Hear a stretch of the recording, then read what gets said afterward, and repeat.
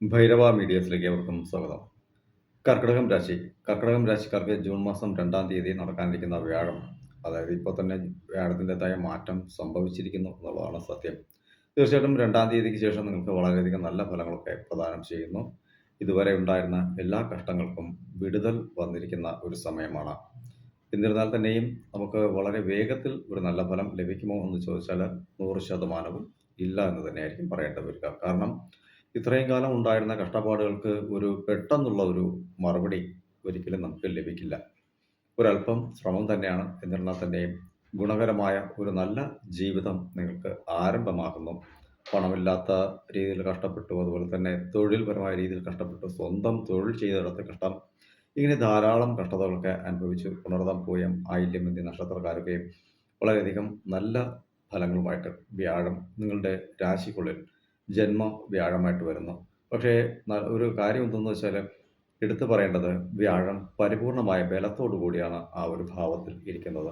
അങ്ങനെയെങ്കിൽ ജന്മവ്യാഴം നിങ്ങൾക്ക് നല്ല രീതിക്കുള്ള മുന്നേറ്റത്തെ തന്നെയായിരിക്കും പ്രദാനം ചെയ്യുക എന്നുള്ളത് മനസ്സിലാക്കുക. അഷ്ടമശനിയുടേതായ കാലം കൂടി ആയിരുന്നാൽ തന്നെ നിങ്ങൾക്ക് കുടുംബത്തിനുള്ളിൽ ധാരാളം പ്രശ്നങ്ങൾ. കുടുംബത്തിനുള്ളത് പ്രശ്നങ്ങളെന്ന് ചോദിച്ചാൽ പ്രശ്നങ്ങളാണോ എന്ന് ചോദിച്ചാൽ അതല്ല. കാരണം നിസ്സാരമായ പ്രശ്നങ്ങളാണ് വലിയ വഴക്കുകൾക്കുള്ള കാരണത്തെ കൊണ്ടുപോകുന്നുള്ള ഒരു കാര്യമാണ് വാസ്തവമായിട്ടും പറയേണ്ടത്. പുറമേ ആണെങ്കിലും അതേ പൊസിഷൻ തന്നെ. കാരണം വേണ്ടാത്ത കാര്യങ്ങൾക്കാണ് പ്രശ്നങ്ങൾ വരിക. വേണമെന്നുള്ളടങ്ങളിൽ പ്രശ്നങ്ങളും ഉണ്ടായിട്ടില്ല എന്നുള്ളതും മനസ്സിലാക്കാം. അപ്പോൾ ശനി നല്ല രീതിയിൽ തന്നെ നിങ്ങളെ ടോർച്ചർ ചെയ്തിട്ടുണ്ട്. ഇതിനൊക്കെയും പരിപൂർണമായ പരിഹാരം തന്നെയാണ് വ്യാഴം തരുന്നത്. പഠനം സംബന്ധിച്ച രീതിയിൽ മുന്നേറ്റങ്ങളൊക്കെ ഇല്ലാതിരുന്നവർക്കും നല്ല രീതിക്കുള്ള മുന്നേറ്റം വരുന്നു. അതുപോലെ തന്നെ പഠിച്ച് ജോലിക്ക് വേണ്ടിയിട്ടൊക്കെ ശ്രമിച്ചിരുന്നവർക്കും അതിൻ്റെതായ മുന്നേറ്റങ്ങൾ വരുന്നു. ഇപ്പോൾ നൃത്തം, സംഗീതം ഇങ്ങനെയുള്ള കാര്യങ്ങളൊക്കെ ചെയ്യുന്ന കലാപരമായ സൃഷ്ടികൾ ഈ ആയില്യത്തിനൊക്കെ ധാരാളം ഉണ്ടായിരിക്കും. അപ്പോൾ അവർക്കൊക്കെ തന്നെ മുന്നേറ്റത്തിനുള്ള പാതകൾ തെളിയുന്നു.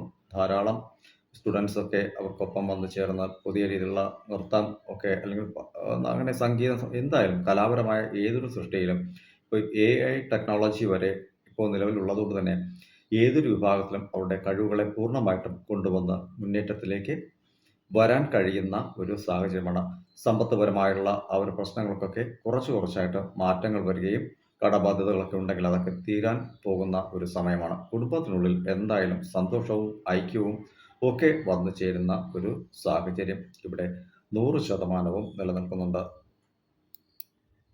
അതുപോലെ തന്നെ ഭൂമി സംബന്ധപ്പെട്ട രീതിയിൽ എന്തെങ്കിലുമൊക്കെ പ്രശ്നങ്ങൾ നിങ്ങൾക്ക് ഉണ്ടായിരുന്നെങ്കിൽ അതൊക്കെ തന്നെ പരിപൂർണമായിട്ടും പരിഹരിച്ച് അതിന് നല്ല ഒരു തീർപ്പ് വരുന്ന ഒരു സാഹചര്യമാണ്. അതായത് വിൽക്കാനൊക്കെ ശ്രമിച്ചിട്ട് വിൽക്കാതിരിക്കുന്ന ഭൂമിയൊക്കെ ആണെങ്കിൽ 100% അതൊക്കെ വിട്ടുപോകും. അല്ല, നിങ്ങൾക്ക് കുടുംബപരമായ സ്വത്തിൽ നിന്നും എന്തെങ്കിലുമൊക്കെ ലഭിക്കാനുണ്ടെങ്കിൽ അതൊക്കെ തന്നെ ലഭിക്കും. കുടുംബത്തിനുള്ളിൽ ഭൂമിയാണ് നിങ്ങൾക്ക് പ്രശ്നമായി നിന്ന ഒരു സാഹചര്യം ഉണ്ടായിരുന്നെങ്കിൽ 100% നിങ്ങൾ ആഗ്രഹിച്ചതുപോലെ അതിന് നല്ല ഒരു തീർപ്പ് വന്ന് എത്തുന്ന സമയം കൂടിയാണ്. ഭൂമി സംബന്ധപ്പെട്ട കാര്യത്തിലേക്ക് പറയുന്ന വേളയിൽ ചിലരൊക്കെ തന്നെ ചില സ്ഥലങ്ങൾക്കൊക്കെ അഡ്വാൻസ് ഒക്കെ കൊടുത്തിട്ടുണ്ടായിരിക്കാം. അത് കംപ്ലീറ്റ് ആക്കാൻ പറ്റാത്ത സാഹചര്യം ഉണ്ടായിരിക്കും. പക്ഷേ ഇപ്പോൾ സംഭവിക്കുന്നത്, ഈ ഒരു വേളയിൽ നിങ്ങൾക്ക് ആ ഭൂമി ഇരട്ടിയിൽ അധികം വില ചോദിക്കുന്ന ഒരു സാഹചര്യമായിരിക്കും വന്നെത്തുക. അതുകൊണ്ട് തന്നെ ആ ഒരു വിഷയത്തിൽ നല്ല തീർപ്പ് കണ്ടെത്തി നിങ്ങൾക്ക് അനുകൂലമാക്കി കൊണ്ടുവരേണ്ടത് നിങ്ങളുടേതായ കടമയാണ്. അതുപോലെ തന്നെ എന്തെങ്കിലുമൊക്കെ നിക്ഷേപങ്ങളൊക്കെ നടത്തി ഒരല്പം ലാഭമൊക്കെ കൊയ്യാം എന്ന് കരുതിയിരിക്കുന്നവർക്ക് നല്ല അനുകൂലമായ കാലം തന്നെയാണ്. പക്ഷേ ഉടനെ ലഭിക്കുമോ എന്ന് ചോദിച്ചാൽ അതില്ല. ഒരല്പം താമസമുണ്ട്. എടുത്തു ചാടിയുള്ള തീരുമാനങ്ങൾ എടുക്കരുത്.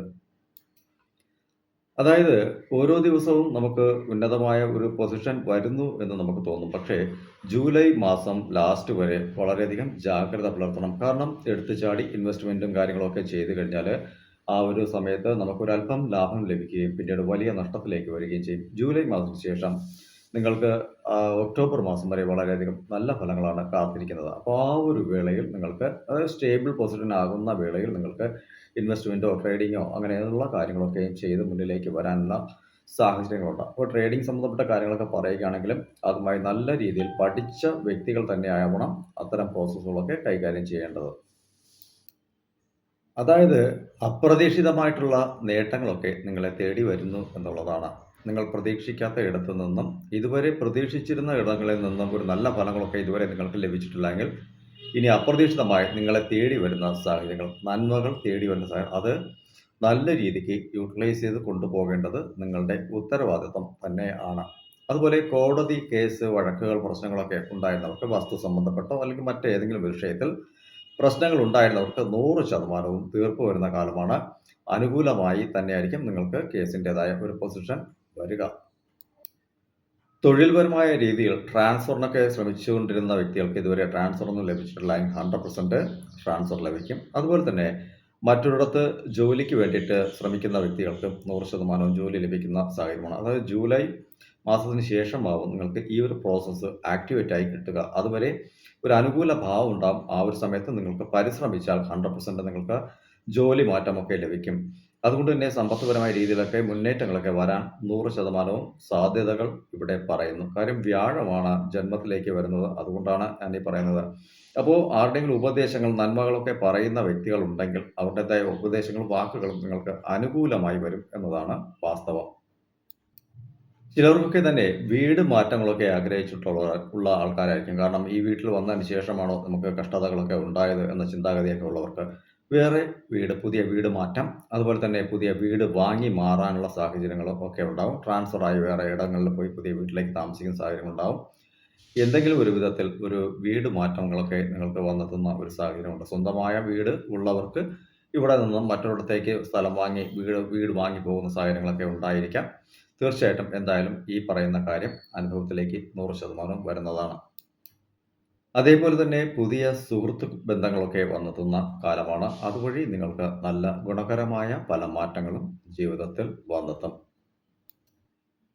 ഈ പറഞ്ഞ കാര്യങ്ങളൊക്കെ തന്നെ നിങ്ങൾ ധൈര്യപൂർവ്വം നല്ല മനസ്സോടുകൂടി ഇതുവരെ ഉണ്ടായിരുന്ന കാലങ്ങളൊക്കെ മറന്നിട്ട് ധൈര്യത്തോടുകൂടി സമാധാനപരമായ രീതിയിൽ കാര്യത്തെ കണ്ട് മുന്നിലേക്ക് പോയാൽ വലിയ തോതിലുള്ള വിജയം ഈ വ്യാഴം നിങ്ങൾക്ക് നൽകും. അതായത് ഉപദേശങ്ങൾ കേൾക്കാനുള്ള ഒരു മനോഭാവമൊക്കെ ഇവിടെ വേണം. നല്ലതും ചീത്തയും തിരിച്ചറിയാൻ കഴിയുന്ന രാശി തന്നെയാണ്. അതായത് ഈ ചന്ദ്രരാശി ആയതുകൊണ്ട് തന്നെ നിങ്ങൾ മനസ്സിലാക്കേണ്ടത് ഒരു കാര്യം, നിങ്ങൾക്ക് എല്ലാ കാലവും ഒരുപോലത്തെ ഒരു പ്രഭാവം, ഒരു ശക്തി പ്രഭാവം ഉണ്ടാവില്ല. അതായത് അമാവാസി 15 ദിവസം, പൗർണമി 15 ദിവസം. ഈ കാൽക്കുലേഷൻ അവിടെ നിൽക്കുന്നത് കൊണ്ട് തന്നെ നിങ്ങൾക്ക് ഉള്ള വിജയവും ഓരോ ദിവസത്തിലും ഏറിയും ഇറങ്ങിയും ഇരിക്കുമെന്നുള്ളതാണ് വാസ്തവം. പക്ഷേ ഒരിക്കലും തന്നെ തോറ്റു പോകേണ്ട ഒരു സാഹചര്യത്തെ ഇവിടെ ക്രിയേറ്റ് ചെയ്യുന്നില്ല വ്യാഴം. അതുകൊണ്ട് ഉപദേശങ്ങൾ കേൾക്കുന്നത് വളരെയധികം നന്നായിരിക്കും. മറ്റുള്ളവർ നല്ല കാര്യങ്ങൾ പറഞ്ഞാൽ അത് ആക്സസ് ചെയ്യണം.